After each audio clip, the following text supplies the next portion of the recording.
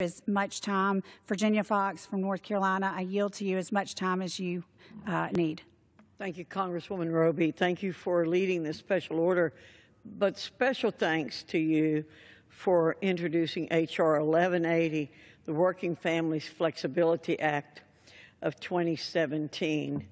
Everyone in the private sector, men and women, are grateful to you for doing this.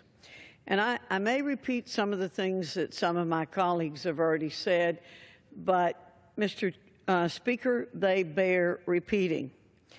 This proposal, this bill, is about freedom, flexibility, and fairness. Workers, not the federal government, should have the freedom to choose what's best for them and their families. Hard-working men and women need more flexibility to balance work, life, and family. And there should be fair workforce policies that don't put private sector employees at a disadvantage to those in the public sector.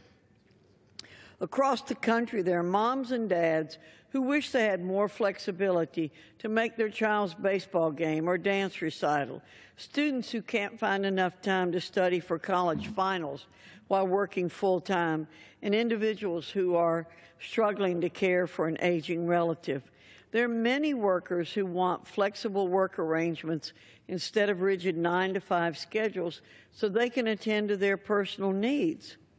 This bill will improve the quality of life of many Americans by offering workers eligible for overtime pay a choice between paid time off and cash wages. Outdated federal labor rules currently prohibit private sector workers from exercising this choice.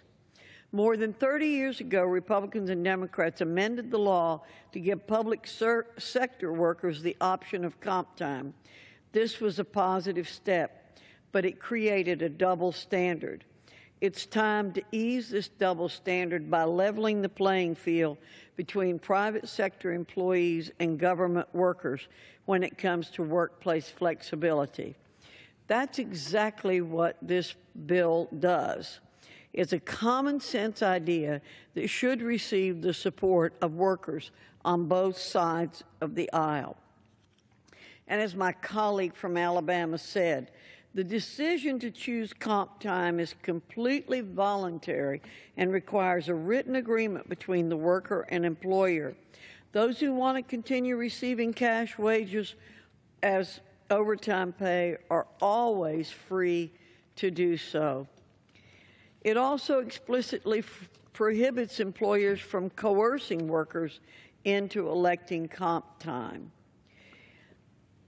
Mr. Speaker, this bill is, again, about fairness, and it is so difficult for me to understand how Democrats would be opposed to that. We should have the same rules in the private sector as we do in the public sector. I think that Democrats have run out of excuses not to provide workers this choice. All we're doing here is giving a choice. No one, Republican nor Democrats, should think they know what's best for individual workers and their families.